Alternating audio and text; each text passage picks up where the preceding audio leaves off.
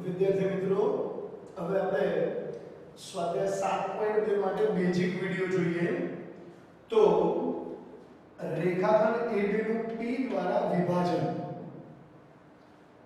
એટલે આપણે વિભાજન સૂત્ર જોઈશું. બિંદુઓ A x1 y1 અને B y x2 y2 ને જોડતા રેખાખંડનું m1 જેમ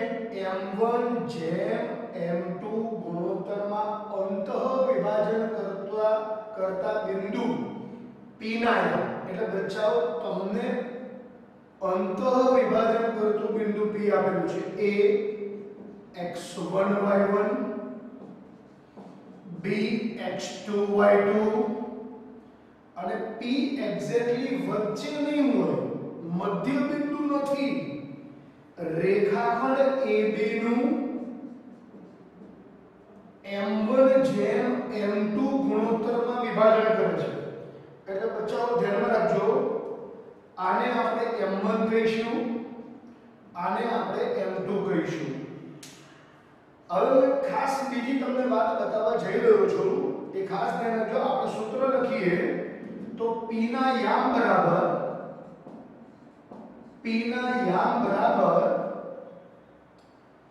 જો P એ રેખાખંડ AB નું A તરફથી વિભાજન કરતું હોય. જો રેખાખંડ AB હોય તો A તરફથી જ સમજવાનું છે, પણ સ્પષ્ટતા કરીને આપે કે A તરફથી વિભાજન કરે છે. સ્પષ્ટતા કરીને ન આપે તો બી રેખાખંડ AB કીધું હોય ત્યારે તમારે A તરફથી સમજી લેવાનું.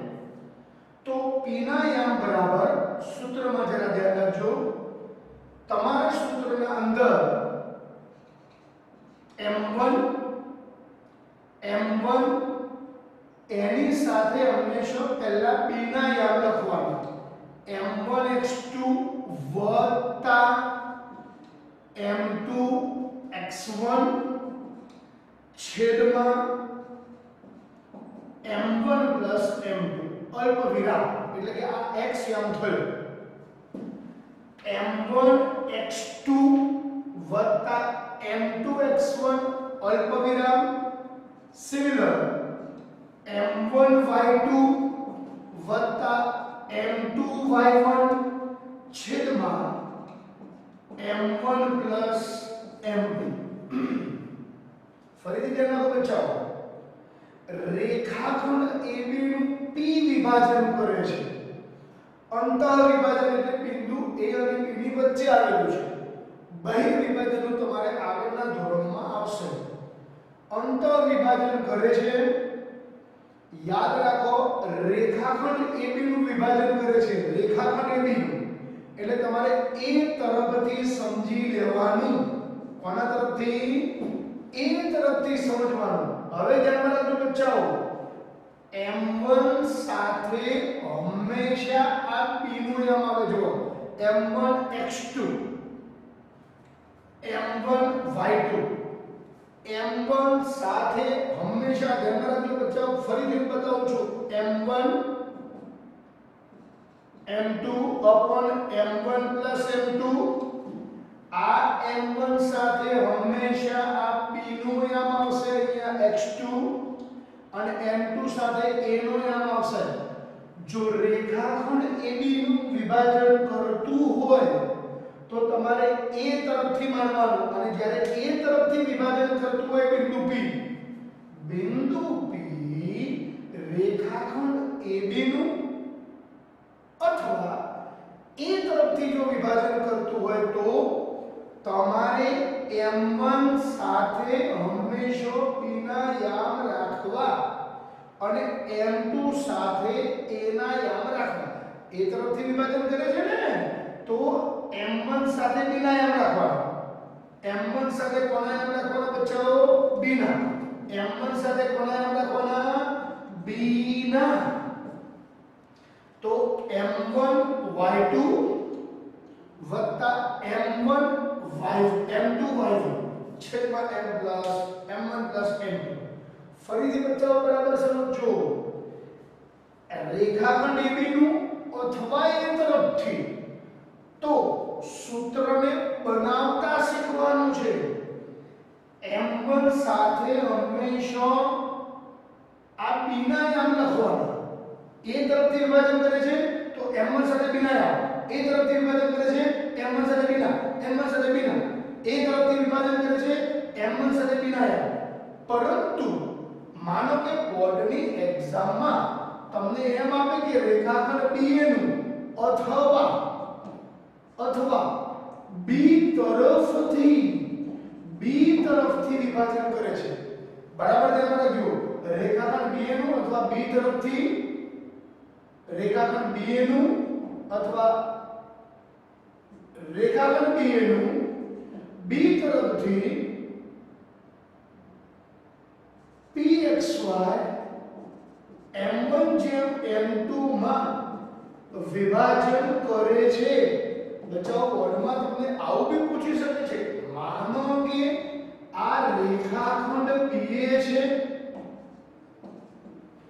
B તરફથી વિભાજન કરે છે બચાવ ધ્યાન રાખજો એવું ઊંધું પકડીને નથી રાખવાનું કે હંમેશા m1x2 m2x1 છેદમાં m1 m2 सूत्र m1y2 m2y1 m1 m2 मानो કે તમને પરીક્ષામાં સૂત્રના અંદર x3y3 અને x4y4 એમ આપ્યા તો એ સમય શું કરશો માનો કે હું આમાં બદલું છે આના એમને હું કહું x3y3 અને આના એમને હું કહું છું x4y4 તો બચાવ આ સમય પર આપણને સૂત્ર બનાવતા આવડવું જોઈએ મેઈન સૂત્ર બનાવતા શીખવાનું છે તો ધ્યાનમાં રાખો p ના યામ અહીંયા શું થશે જો પહેલું તમારે m1 ઉપર m2 છેદમાં m1 m2 હવે જો હું ઉપર અંશમાંથી લખું છું એટલે લખો કયા તરફથી વિભાજન કરે છે b તરફથી વિભાજન કરે છે તો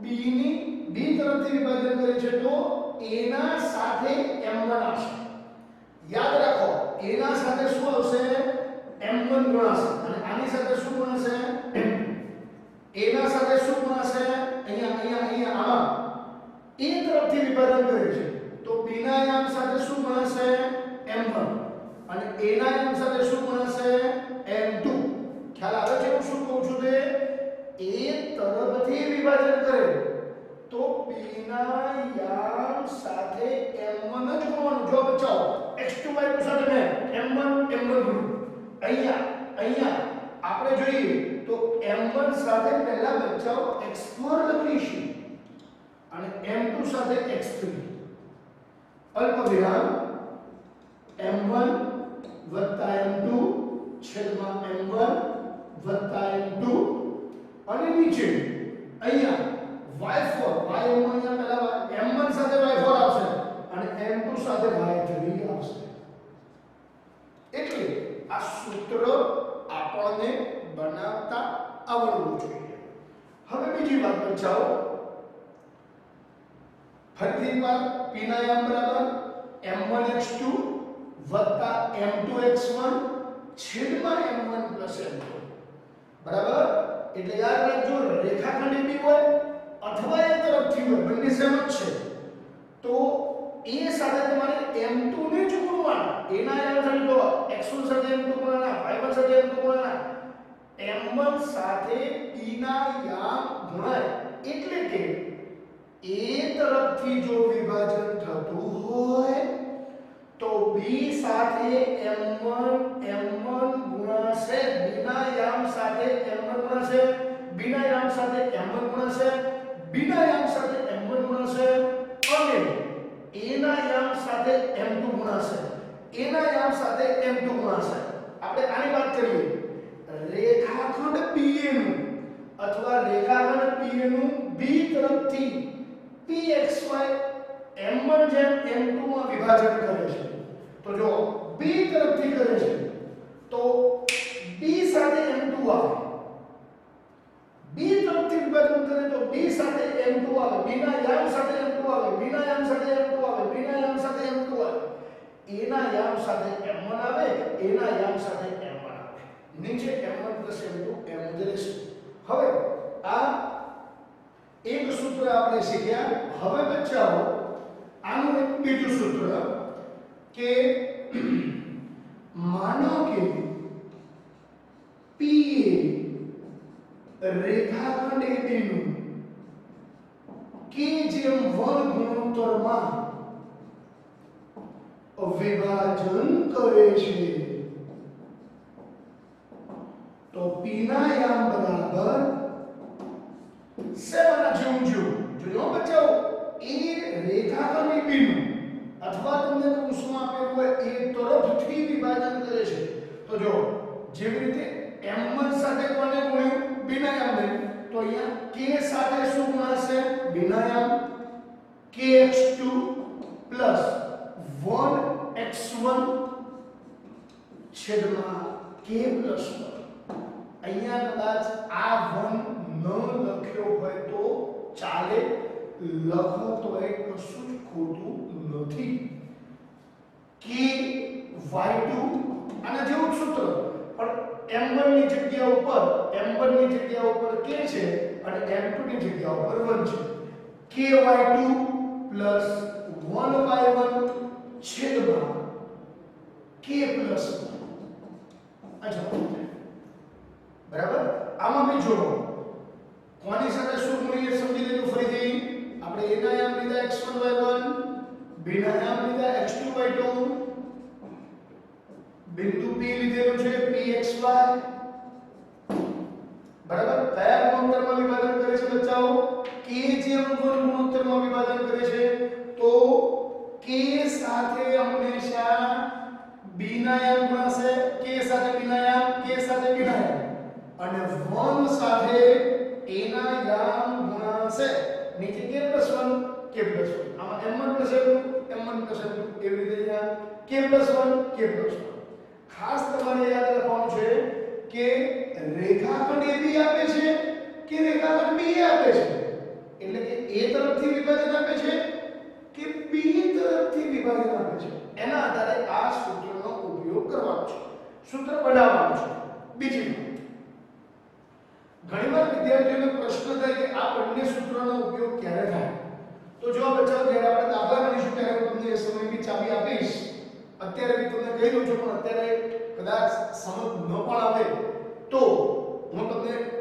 કહી દઉં છું કે જ્યારે બી તમને આ m1 જેમ m2 બરાબર માનો કે 2:3 3:5 4:5 આવું મૂલ્ય આપ્યું હોય ત્યારે તમારે m1 જેમ m2 વાળા સૂત્રનો ઉપયોગ કરવાનો અને જ્યારે તમારે આ ગુણોત્તર શોધવાનો હોય ત્યારે તમારે k/1 સૂત્રનો ઉપયોગ કરવો પ્રશ્ન થાય કે ગુણોત્તર શોધવાનો હોય ત્યારે આ સૂત્રનો ઉપયોગ કરીએ તો ચાલે જવાબ મળ્યો સમજો બરાબર ફરીથી ધ્યાન રાખજો ગુણોત્તર આપ્યો હોય ત્યારે m1 જેમ m2 વાળા સૂત્રનો ઉપયોગ કરો ગુણોત્તર આપ્યો હોય ત્યારે m1 જેમ m2 વાળા સૂત્રનો ઉપયોગ કરો ગુણોત્તર આપ્યો હોય ત્યારે m1 જેમ m2 વાળા આ સૂત્રનો ઉપયોગ કરો અને જ્યારે ગુણોત્તર શોધવાનો હોય ત્યારે k જેમ 1 વાળા સૂત્રનો ઉપયોગ કરશો તો દાખલો વધુ સરળતાથી આવશે જ્યારે બી ગુણોત્તર શોધવાનો હોય ત્યારે k જેમ 1 વાળા સૂત્રનો ઉપયોગ કરો તો બચાવો આ તમને બતાવ્યું આની ચાવી હવે આની વાત કરીએ તો આ એક મધ્ય બિંદુના યામ વાળું સૂત્ર છે ધ્યાનમાં રાખજો તો એ બી સેવાના જેવું છું આમાં p ગમે ત્યાં હોઈ શકે અને આના અંદર p એક્ઝેક્ટલી વચ્ચે એક્ઝેક્ટલી a અને b ની વચ્ચે હોય અહીંથી આ 5 હોય તો અહીંથી આ 5 અહીંથી આ 7 હોય તો અહીંથી આ 7 બરાબર એક્ઝેક્ટ વચ્ચે હોય a ના નામ x1 y1 અને b ના નામ છે x2 y2 તો બચ્ચાઓ p ના નામ થશે મધ્ય બિંદુ p ના નામ ધ્યાન રાખજો સૌથી સહેલું સૂત્ર મધ્ય બિંદુ p ના નામ આપણે લખેલું છે જો p એ રેખાખંડ AB નું મધ્ય બિંદુ હોય તો p ના નામ બરાબર એકદમ સરળ સૂત્ર x1 x2 ભાગ્યા 2 y1 y2 ભાગ્યા 2 તમે આ કેવી રીતે સૂત્ર આવ્યું તો સમજી લો બચ્ચાઓ આ 1 જેમ 1 છે, આ 1 છે, આ 1 છે, મતલબ m1 અને m2 બંને સરખા. અહીંયા 1, અહીંયા 1, અહીંયા 1 અને અહીંયા 1 મૂકો તો m1 m1 x2 એટલે x2, 1 x1 એટલે x1, x1 x2 1 1 2, x1 x2 ભાગ્યા 2, y1 y2 ભાગ્યા 2. આ મધ્ય બિંદુના યામનું સૂત્ર આવ્યું. હવે બચ્ચાઓ માનો કે કોઈ દાખલામાં તમારી પાસે યામ હોય x3/3 x4/4 તો સૂત્ર શું બનશે? સૂત્ર શું બનશે? તો x3 x4 ભાગ્યા 2, y3 y4 ભાગ્યા 2. આ સૂત્ર બનશે. બરાબર? અને છેલ્લે ત્રિકોણના મધ્ય કેન્દ્રના યામ ધ્યાનમાં રાખજો. બચાવો આ એક ફરીથી સમજી લેજો. સોરી, જો P એ રેખાખંડ AB નું મધ્ય બિંદુ હોય તો P ના યામ બરાબર x યામનો સરવાળો ભાગ્યા 2, y યામનો સરવાળો ભાગ્યા 2. આ મધ્ય બિંદુના યામનું સૂત્ર છે. જો P એ રેખાખંડ AB નું મધ્ય બિંદુ હોય તો P ના યામ બરાબર x1 x2 ભાગ્યા 2, y1 y2 ભાગ્યા 2. બરાબર? જો P એ રેખાખંડ AB નું મધ્ય બિંદુ હોય તો P ના યામ બરાબર x1 x2 ભાગ્યા 2, y1 y2 ભાગ્યા 2. અને એવી રીતે ત્રિકોણનું મધ્ય કેન્દ્ર જોઈએ તો ત્રિકોણની મધ્યગાળાના સંગમ બિંદુને ત્રિકોણનું મધ્ય કેન્દ્ર કહે છે. ત્રિકોણની મધ્યગાળાના સંગમ બિંદુને ત્રિકોણનું મધ્ય બિંદુ કહેવાય. હવે સંગમ બિંદુ એટલે શું? તો ધ્યાન રાખો, બે રેખા છેદે એને છેદ બિંદુ કહીએ. પણ બે થી વધારે રેખા એટલે ત્રણ રેખાઓ જો એક જ બિંદુમાં છેદે ને તો એને સંગામી રેખાઓ કહેવાય અને આ બિંદુને સંગમ બિંદુ કહેવાય. તો ત્રિકોણની મધ્યગાળા સંગામી હોય. ત્રિકોણનું મધ્ય કેન્દ્ર ધ્યાન રાખો, ત્રિકોણ ABC ના શિરોબિંદુ ax1 y1 bx2 y2 અને cx3 y3 હોય તો મધ્ય કેન્દ્ર G ના યામ બરાબર સૂત્ર થશે. આવો આપણને ત્રિકોણ આપેલો હોય, ત્રિકોણ ABC, આની મધ્યગાળો G બિંદુમાં સંગામી છે. મધ્ય કેન્દ્ર G બને. આપણે G ના યામ શોધવાના છે બચ્ચાઓ. ઇટ્સ વેરી સિમ્પલ ફોર્મ્યુલા લખશો. G ના યામ તો 3x યામનો સરવાળો x1 x2 x3 ભાગ્યા 3 અને y1 y2 y3 ભાગ્યા 3. x1 x2 x3 ભાગ્યા 3, y1 y2 y3 ભાગ્યા 3, x1 x2 x3 ભાગ્યા 3, y1 y2 y3 ભાગ્યા 3. મધ્ય કેન્દ્ર G ના યામ બરાબર x1 x2 x3 ભાગ્યા 2 3, y1 y2 y3 ભાગ્યા 3. હવે બચ્ચાઓને એક યાદ રાખો લખેલું છે, એ બી તમને બતાવી દઉં કે એ શાના માટે છે. યાદ રાખો બચ્ચાઓ, આ G છે ને, G માનો કે આપણે ત્રિકોણ ABC ની મધ્યગાળાના નામ આપી દઈએ. ABC મધ્ય, ABC, AD મધ્યગા, D મધ્યગા અને CF મધ્યગા. આ બધા મધ્ય બિંદુઓ છે. D, E અને F. આ બંને એક ગ્રુપ, આ બંને એક ગ્રુપ, આ બંને એક.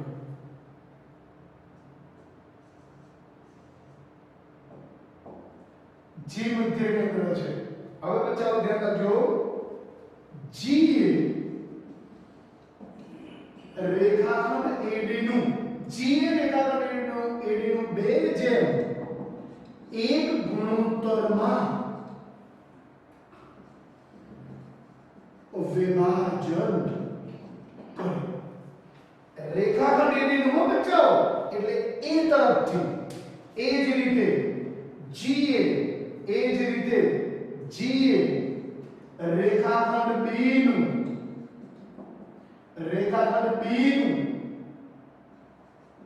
બે જેમ એક ગુણોત્તરમાં વિભાજન કરે.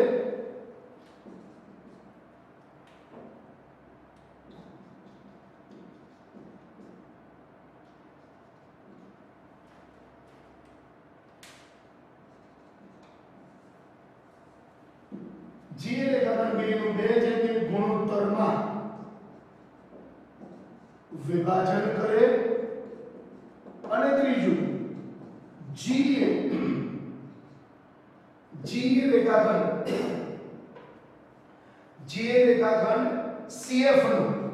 રેખાખંડ CF નું બે જેમ એક ગુણોત્તરમાં વિભાજન કરે.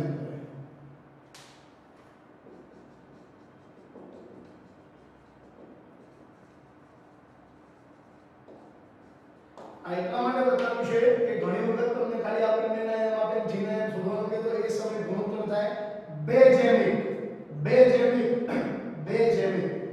યાદ રાખો મધ્ય કેન્દ્રથી મધ્ય બિંદુ વાળું એક, મધ્ય કેન્દ્રથી મધ્ય બિંદુ વાળું એક, મધ્ય કેન્દ્રથી મધ્ય બિંદુ એક, તો પછી આ ઉપરનું કેટલું 2, આ 2 જેમ 1. તો બચ્ચાઓ આ રીતે આપણે આ બેઝિક વિડિયોમાં બધા જ સૂત્રો બતાવ્યા છે અને ધ્યાન રાખીને યાદ કરશો. Thank you very much.